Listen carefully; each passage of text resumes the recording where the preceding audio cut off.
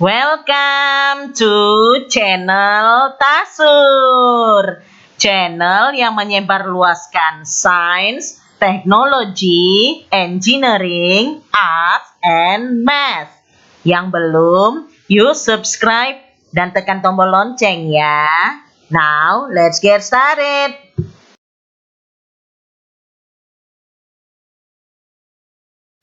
Mungkin pelopor paling terkenal dari free software adalah Richard Matthew Stallman, presiden dan pendiri Free Software Foundation, suatu yayasan perangkat lunak bebas.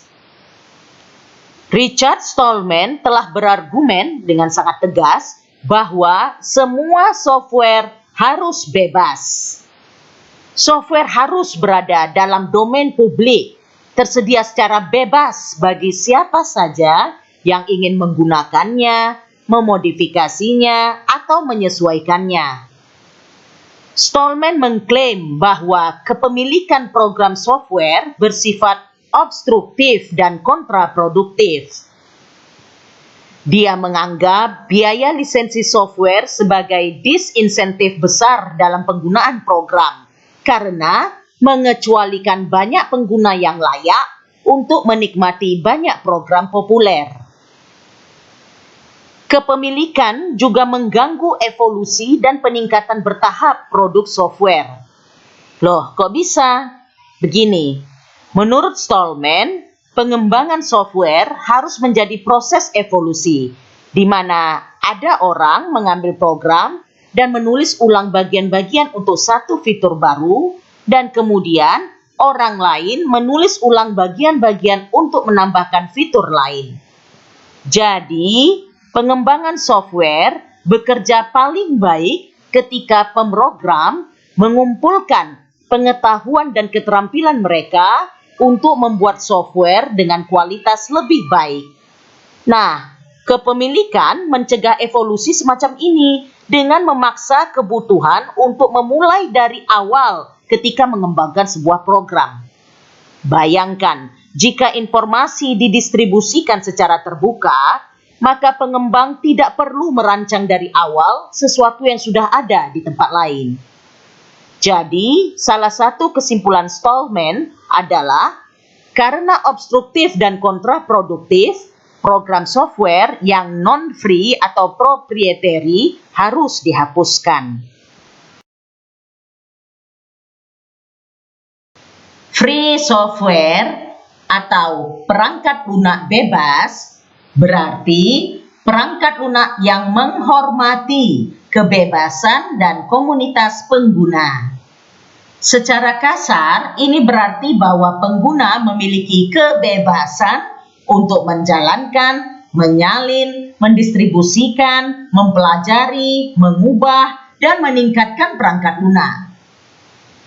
Dengan program apapun, ada dua kemungkinan.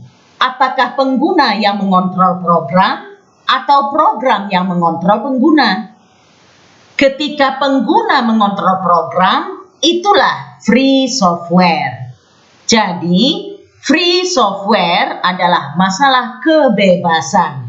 Penggunalah yang mengendalikan program dan apa yang program lakukan. Selanjutnya, free software bukan berarti non-komersial. Meskipun bisa jadi diperoleh secara gratis, free software bisa jadi tersedia untuk penggunaan komersial, pengembangan komersial, atau distribusi komersial. Contohnya, ada produk komersial yang berisi free software, dan itu akan menjadi distribusi komersial dengan harga tertentu. Contoh lain, ada dukungan profesional berbayar untuk free software yang akan memenuhi kebutuhan penting tertentu. Sebuah program adalah free software hanya jika pengguna program memiliki 4 prinsip kebebasan esensial, semuanya secara memadai, yaitu Freedom Zero, kebebasan untuk menjalankan program sesuai keinginan Anda untuk tujuan apapun. Jadi, Bebas bagi orang atau kelompok atau organisasi apapun untuk menggunakannya pada sistem komputer apapun untuk semua jenis pekerjaan dan tujuan secara keseluruhan tanpa diharuskan untuk mengomunikasikannya dengan developer atau pihak khusus lainnya. Freedom 1. Kebebasan untuk mempelajari cara kerja program dan mengubahnya agar melakukan komputasi sesuai keinginan Anda. Jadi, aksesibilitas source code adalah syarat yang diperlukan untuk free software. Kode sumber yang dikaburkan bukanlah source code asli dan tidak dihitung sebagai source code. Freedom 2. Kebebasan untuk meredistribusikan salinan sehingga Anda dapat membantu orang lain. Jadi, Anda bebas redistribusi salinan asli dengan atau tanpa memungut biaya distribusi kepada siapapun, dimanapun, dan tidak perlu meminta atau membayar izin untuk melakukannya. Freedom 3. Kebebasan untuk mendistribusikan salinan versi modifikasi Anda kepada orang lain. Dengan melakukan ini, Anda bisa memberi seluruh komunitas kesempatan untuk mendapatkan manfaat dari modifikasi Anda.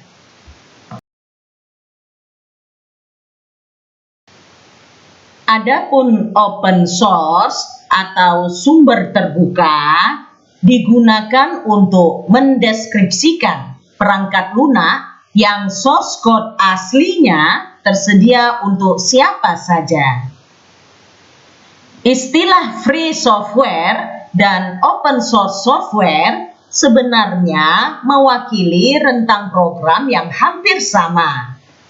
Perbedaannya, gerakan free software mengkampanyekan freedom bagi pengguna komputasi atau gerakan untuk kebebasan dan keadilan.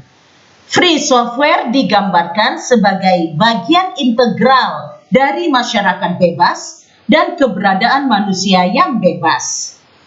Sebaliknya, ide open source software menyorot manfaat praktis software, seperti membuat atau memiliki software yang manjur dan andal tanpa menyorot implikasi sosial dan isu etika yang mungkin mengecewakan eksekutif bisnis. Open source software digambarkan berfokus pada kekuatan yang dirasakan dari model pengembangan peer-to-peer.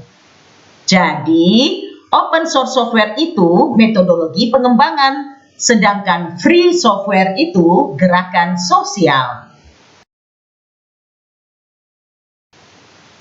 Open source software atau disingkat dengan OSS adalah perangkat lunak di mana sumber dan binari didistribusikan atau dapat diakses untuk produk tertentu, biasanya gratis. OSS sering disalahartikan sebagai shareware atau freeware. Tetapi ada perbedaan signifikan antar model lisensi ini dan proses di sekitar setiap produk. Perbedaan ini sudah dibahas dalam video Tasur sebelumnya. Open source tidak hanya berarti akses ke kode sumber. Ketentuan distribusi OSS harus mematuhi kriteria berikut. 1. Free redistribution. Lisensi tidak akan membatasi pihak manapun untuk menjual atau memberikan software sebagai komponen dari distribusi software agregat yang berisi program dari beberapa sumber berbeda. Lisensi juga tidak memerlukan royalti atau biaya lain untuk penjualan tersebut. 2. Source code. Program harus menyertakan source code dan harus mengizinkan distribusi dalam source code serta bentuk yang dikompilasi. Jika beberapa bentuk produk tidak didistribusikan dengan source code, harus ada sarana yang dipublikasikan dengan baik untuk mendapatkan source code dengan biaya reproduksi yang wajar. Sebaiknya melalui internet yang bisa diunduh tanpa biaya. Source code harus dalam bentuk yang disukai bagi programmer bila akan memodifikasi program. Source code yang sengaja dikaburkan tidak diperbolehkan.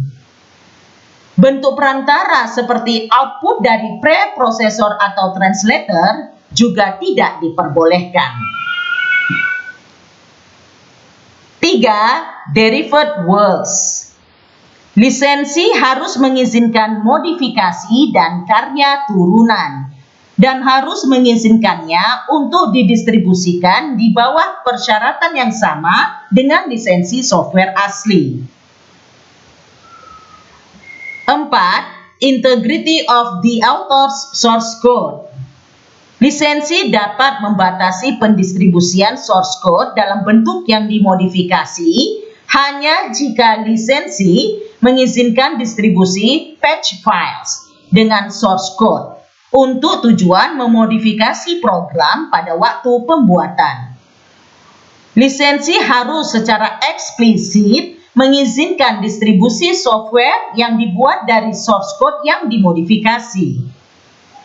Lisensi mungkin memerlukan karya turunan untuk membawa nama atau nomor versi yang berbeda dari software aslinya.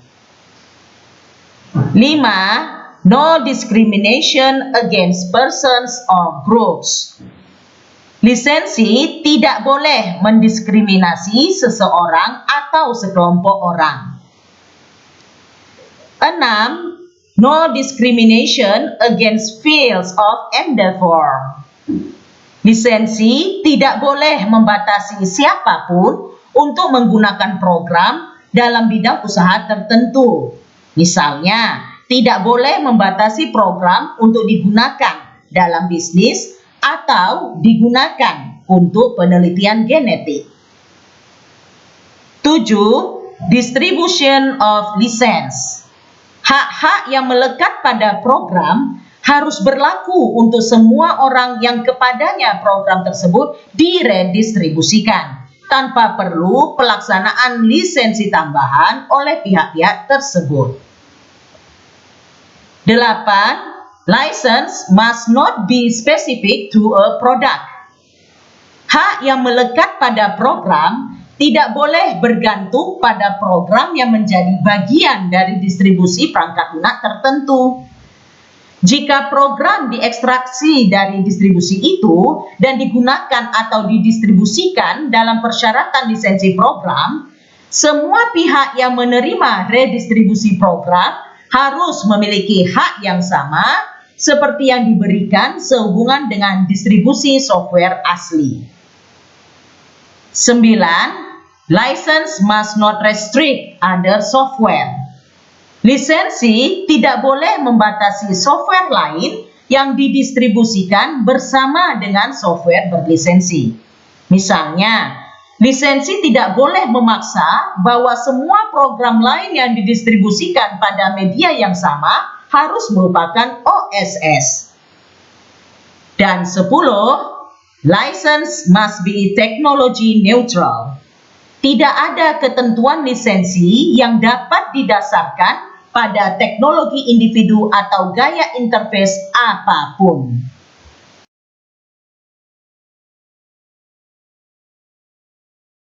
Menurut Microsoft, dalam The Halloween Document, open source software ini dapat dikelompokkan menjadi 3.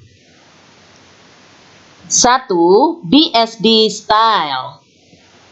Tim developer yang kecil dan tertutup biasanya mengembangkan produk open source bergaya BSD yang memungkinkan penggunaan dan redistribusi binari serta kode secara bebas. Namun, meskipun pengguna diizinkan untuk memodifikasi kode, tim pengembangan biasanya tidak menerima check-in dari publik. 2. Apache Style. Apache sebenarnya mengambil model open source bergaya BSD, tapi memperluasnya dengan mengizinkan check-in ke codebase inti oleh pihak eksternal. 3. Copyleft Linux or GNU Style. Perangkat lunak berbasis copyleft atau GPL (General Public License) mengambil lisensi open source satu langkah kritis lebih jauh. Ketika perangkat lunak gaya BSD ataupun Apache mengizinkan pengguna untuk fork codebase dan menerapkan persyaratan lisensi mereka sendiri ke kode yang dimodifikasi, misalnya menjadikannya komersial, lisensi GPL justru mengharuskan semua karya turunan pada gilirannya juga harus berupa kode GPL. Istilahnya, Anda bebas meretas kode ini selama turunan Anda juga dapat diretas. Ada komunitas menyebutnya Free Open Source Software atau FOSS. Ada pula menyebutnya Free or Libre Open Source Software atau FLOSS. Apapun sebutannya, FOSS adalah istilah inklusif yang mencakup baik free software maupun open source software yang baru saja kita bahas, yang meskipun menggambarkan model pengembangan serupa, tetapi memiliki budaya dan filosofi yang berbeda. Mungkin pelopor paling terkenal dari open source adalah Eric Stephen Raymond. Istilah FOSS adalah cara komunitas untuk menyembuhkan keretakan antara pandangan Stallman yang di awal video dan pandangan Raymond, mendefinisikan perbedaan yang jelas sehingga setiap orang di dalam dan di luar komunitas akan terus dapat membedakan antara free software yang sesungguhnya dan versi open source yang merupakan jalur ke penguncian vendor lama yang sama. Jadi, FOSS atau FLOSS adalah istilah yang dapat digunakan tanpa bias tertentu terhadap salah satu pendekatan politik. Sekarang, kerjakan evaluasi ini ya. Submit di e-learning STMIC Logika. Kalau ada pertanyaan atau mau berdiskusi, silakan komen di video ini. Jangan lupa like dan share video ini. Sebarluaskanlah, karena ilmu itu dibagikan, bukan digenggam. Thank you. Channel Tasur, semua jadi mudah.